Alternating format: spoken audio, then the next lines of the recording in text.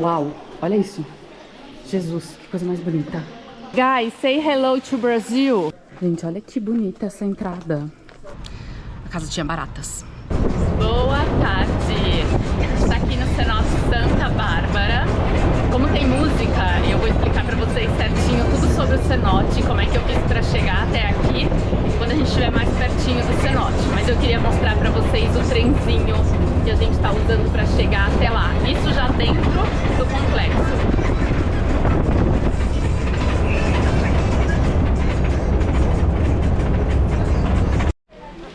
Agora sim. Bom, como é que a gente chegou aqui?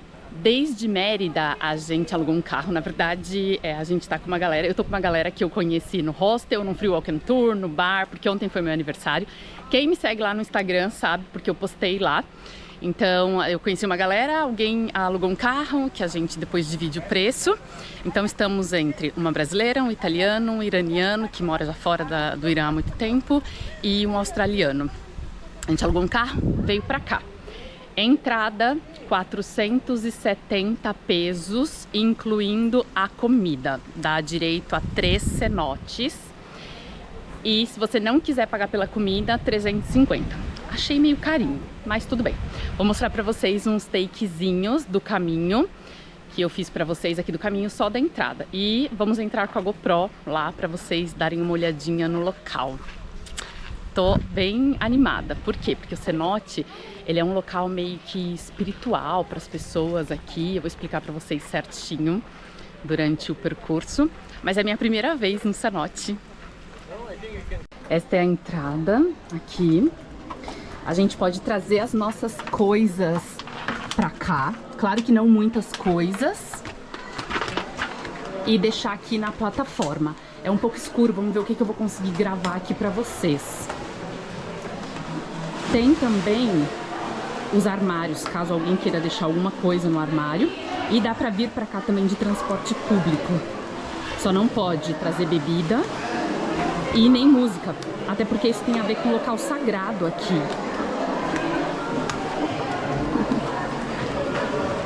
Ai, olha a emoção da pessoa que vê as coisas pela primeira vez.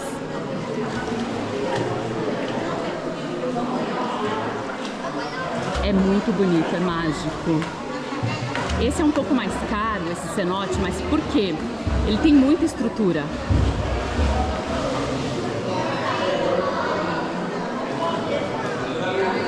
Esse tá um pouquinho mais cheio, mas tem alguns cenotes que você vai aqui que quase não tem gente. A italiana tava me falando que ela foi em um cenote que só tinha ela e a amiga dela. Como é que ela foi? Ela alugou uma scooter. Então foi ela e a amiga dela com scooter pra lá. Mas olha que bonito.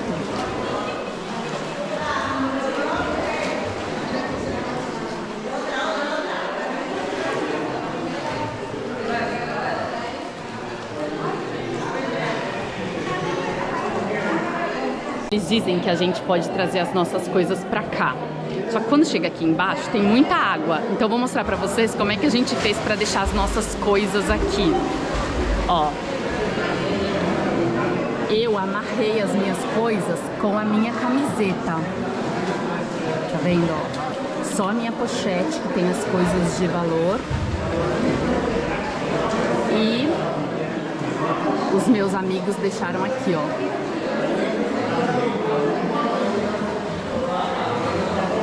Agora vamos pra água. Esse daqui é o primeiro cenote que a gente parou. Só que a gente ainda vai parar em mais 2. O que acontece aqui embaixo d'água, a gente não consegue ver muita coisa aqui. Como a italiana tem experiência em cenote, ela falou pra gente só nadar um pouquinho e ir pros outros 2 pra ver se eles são melhores. Mas olha a vista daqui. Ai, ai, ai. Está bueno.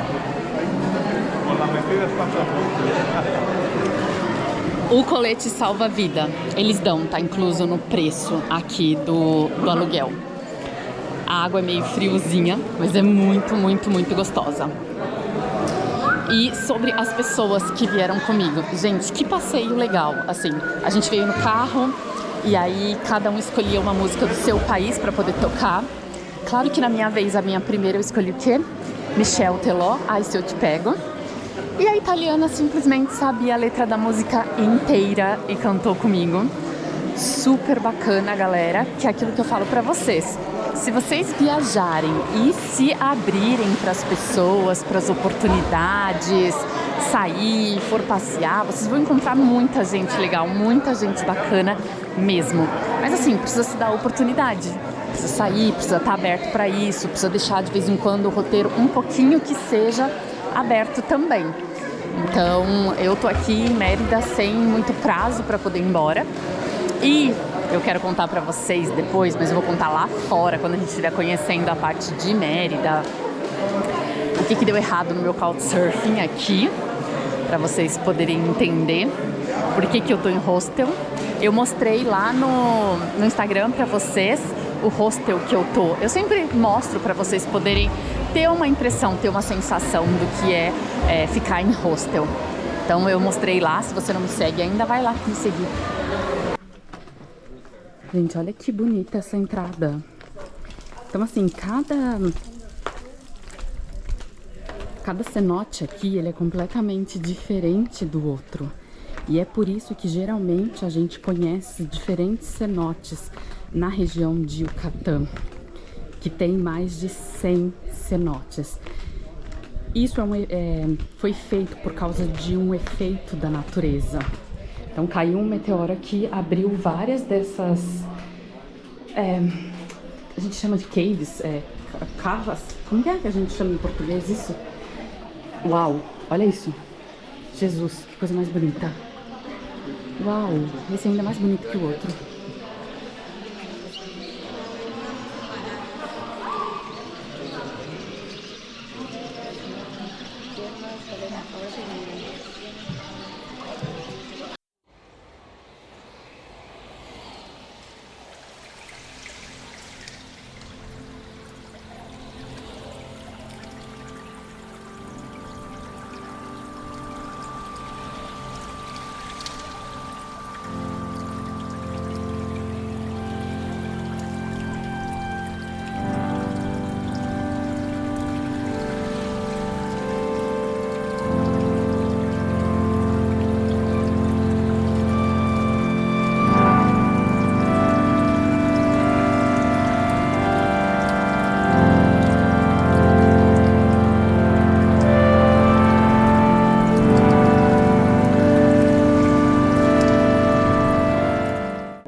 Eu acho que palavra alguma vai explicar a beleza desse lugar, a felicidade que eu tô de vir aqui.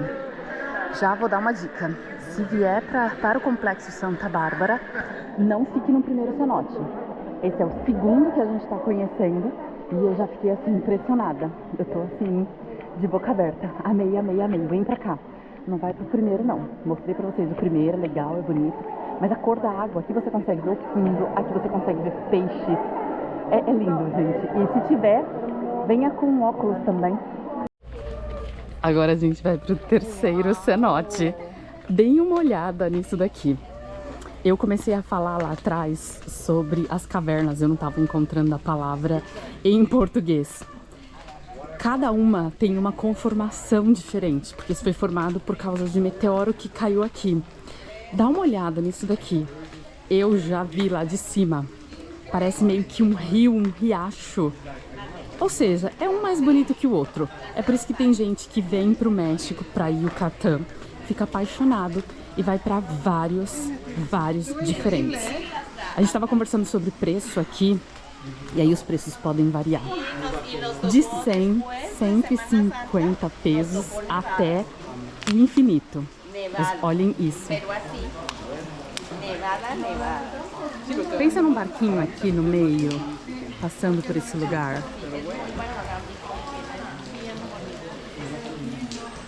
Sintam a paz desse lugar. Ok, tirando a pessoa que tá falando alto aqui ao lado.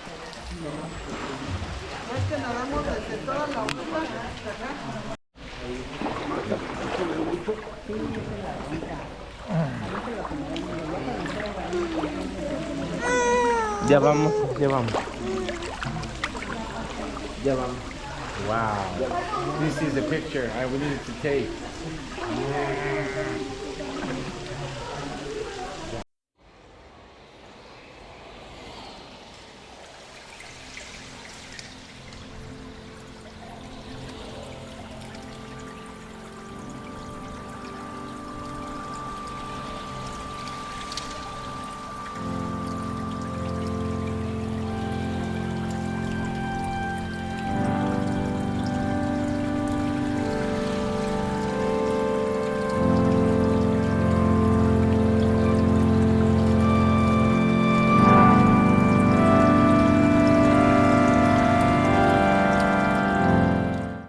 Guys, say hello to Brazil. Hello to Brazil. Hello. Wow. This is insane.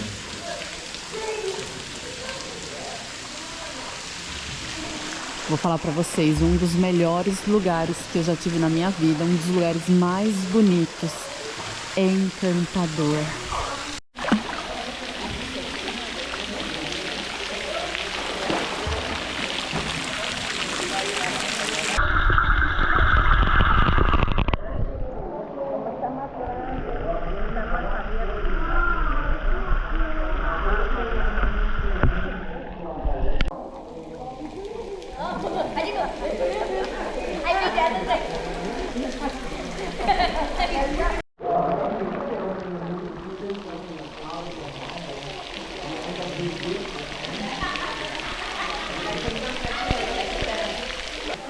Olha, eu vou falar uma coisa pra vocês. Eu tenho o hábito de dizer que a gente não pode falar que não gosta de alguma coisa se a gente não der pelo menos 3 chances pra isso. Pra qualquer coisa que seja, comida, lugar. E se eu tivesse parado no primeiro cenote, aquele que eu mostrei pra vocês logo que a gente chegou, eu ia falar, ok, a experiência com o cenote é boa, mas não é uma coisa, nossa, inesquecível, maravilhosa. Só que no mesmo local que eu paguei, que a gente pagou pra vir, que é o Santa Bárbara, eu vou deixar o nome aqui pra vocês, que fica no estado de Yucatán, que é o estado bem acima de Quintana Roo, onde fica Cancún, ou seja, são 3, 4 horas de viagem de Cancún pra cá, onde tem todos esses cenotes. Tem 3 cenotes aqui no Santa Bárbara. Na verdade tem 4. Mais um está sendo renovado neste momento. Então a gente só conheceu 3. O primeiro, ok. O segundo, lindo, lindo.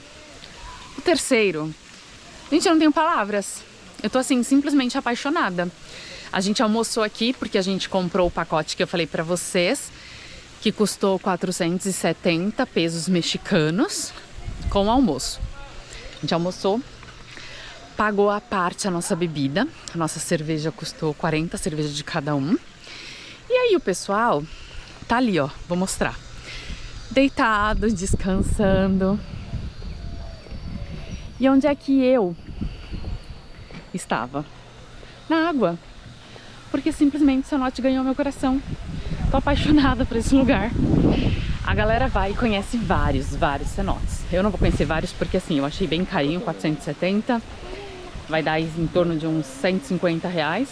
Então, eu acho que vir em um complexo com 3 já está bom. E também eu estou já deixando o estado de Yucatán. Mas eu super recomendo, venham. Oh yeah! Bom, depois de um dia fresco de cenotes, eu os trouxe para o centrinho aqui de Mérida, que é uma cidade muito bonitinha. Ok, é uma cidade um pouquinho boutique. O que eu chamo de boutique? É uma cidade que foi meio preparada, foi renovada, o centro dela é uma gracinha, mas é uma cidade que eu estava louca para conhecer. Aqui atrás da gente, a gente tem a igreja.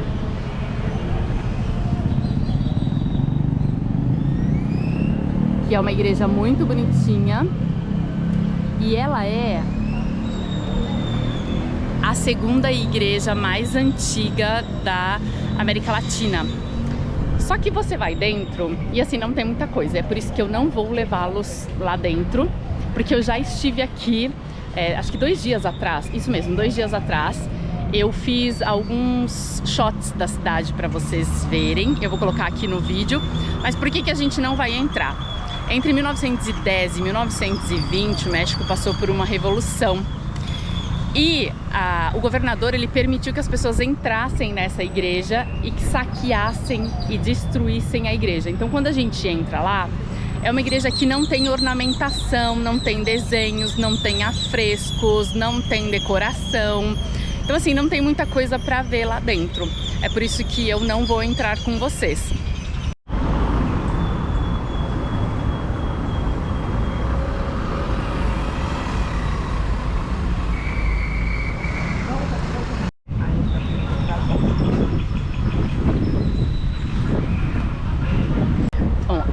Aqui a gente tá na Casa de Monterro, que é a casa mais antiga aqui de Mérida.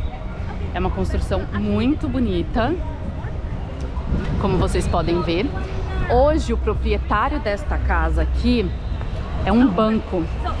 Tem uma parte que funciona como banco, uma parte que funciona como casa e a outra que funciona como museu. A entrada é gratuita, a gente pode vir conhecer a casa. Uma coisa muito importante, aqui está fazendo 40 graus na sombra. Então assim, se vocês visitarem a cidade, assim como eu, nessa época de calor, venham e conheçam a casa. Por quê? Porque além de linda, ela tem ar-condicionado e a entrada é gratuita. Tem alguns móveis de ornamentação que não é da época da casa. A casa é da época da colônia, a época que Mérida ainda era colônia da Espanha. Só que os móveis são de 1800 e alguma coisa, então do século 19. Mas é muito bonita a forma como eles fizeram a casa, como eles decoraram, a arquitetura da casa é muito bonita e vale muito a pena. Se vocês também gostam de história, assim como eu gosto, vale bastante a pena. E como eu falei pra vocês, eu vim aqui com o Free Walking Tour. O Free Walking Tour começou por volta das 10 horas da manhã, levou a gente por apenas 4 quadros, porque aqui é muito calor, não dá pra ficar aqui por muito tempo caminhando por um percurso muito longo. E é aquele esquema que eu já expliquei pra vocês. O Free Walking Tour traz a gente, explica um pouco da história e no final você dá de contribuição quanto você quiser. E aí ele vai explicando algumas coisas. Então foi ele que explicou pra gente sobre como foi encontrada a casa, como foi feita a tentativa de restauração para que a casa fosse mostrada pra gente da maneira como ela era lá na época da colônia da Espanha. Só que eles iam destruir a casa se eles fossem arrancar toda a parte de renovação da casa, toda a parte de parede, de estrutura, de engenharia.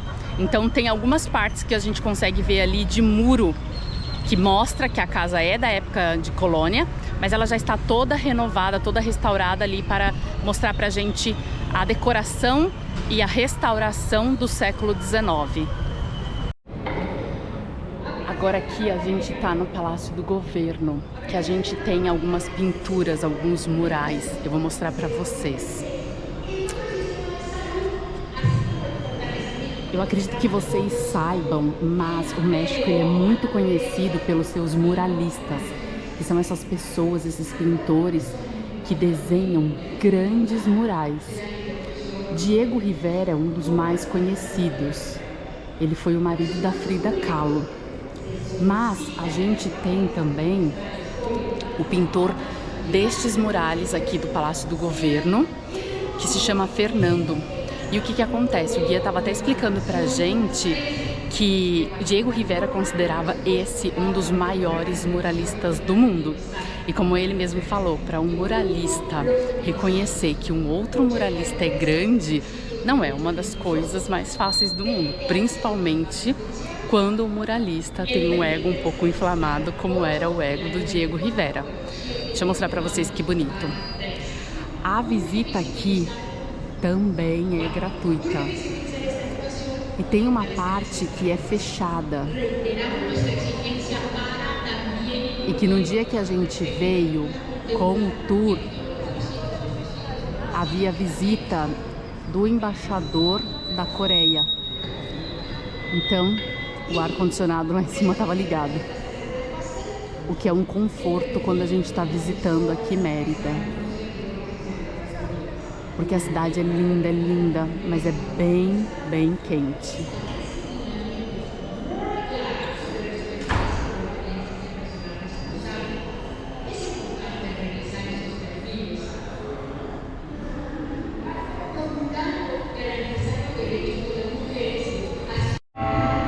Quando vocês vierem aqui, não deixem de vir aqui na parte superior, porque olha que lindos os murais. E olha que lindo o local. Todos os quadros são do muralista que eu falei lá embaixo, do Fernando.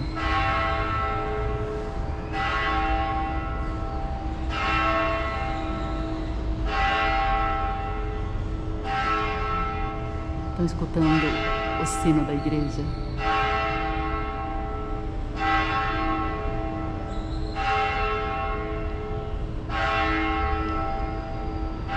As cores do México, as cores da bandeira do México.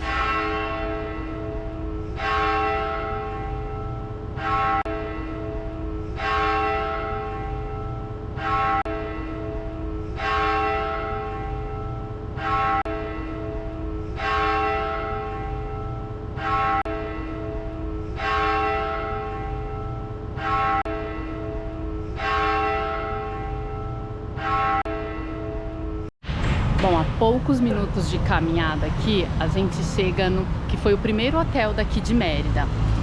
Que é esse hotel aqui que foi construído, o Gran Hotel, ele foi construído em 1901. E o que é interessante sobre esse hotel? Antes dele ser construído, aqui em Mérida havia uma divisão. Então as pessoas brancas ficavam em um quarto no que eles chamavam de casonas, aqui em Mérida. As pessoas mestiças ficavam em outra, as pessoas brancas em outra.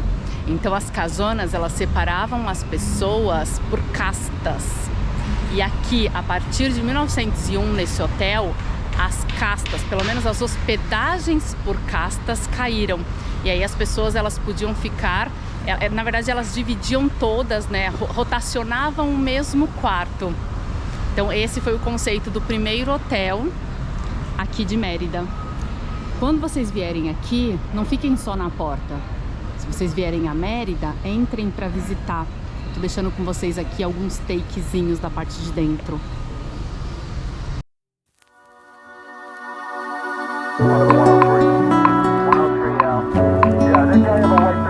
Up on one at the time, but they said they both say mid-20s and a light blonde hair, light brown hair. We had them on deck.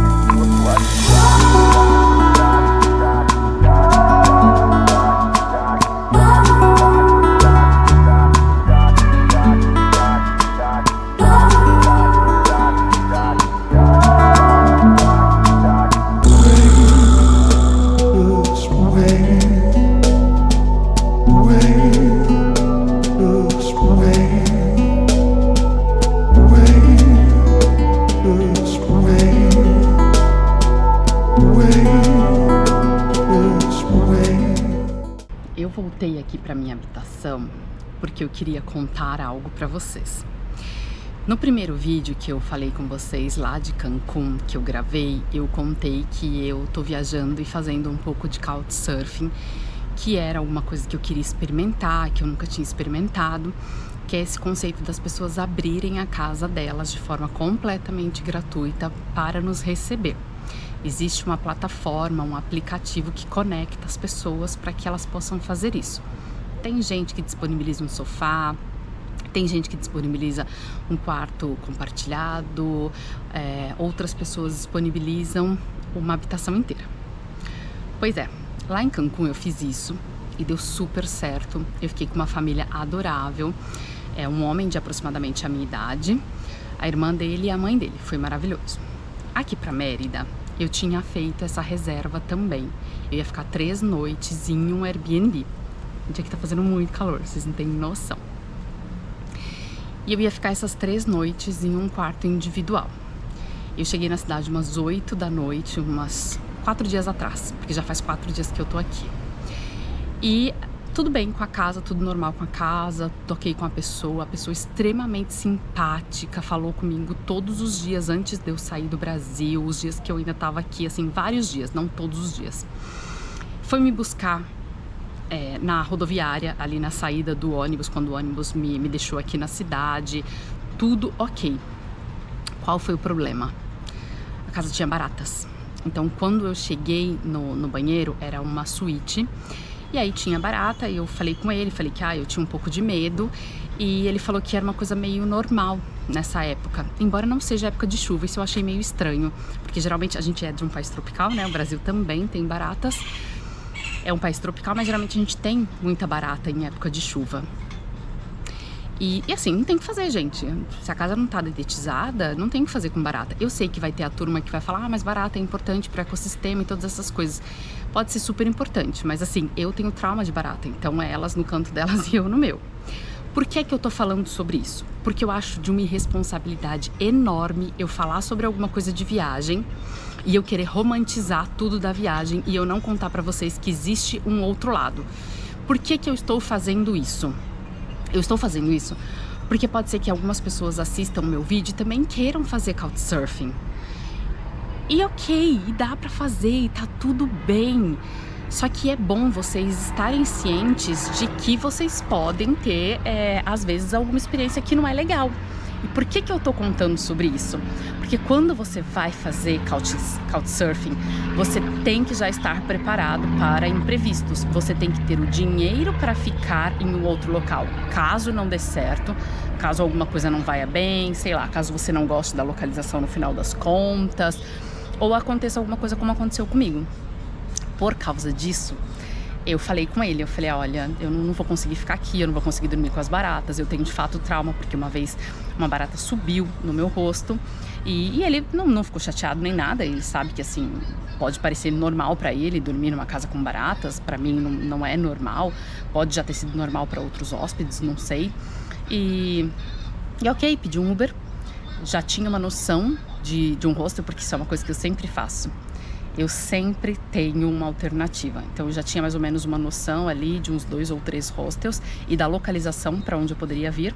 E eu vim para esse hostel que é lindo, é lindo. Eu coloquei lá no Instagram, se você me segue lá, você vai ver que eu coloquei um takezinho desse hostel.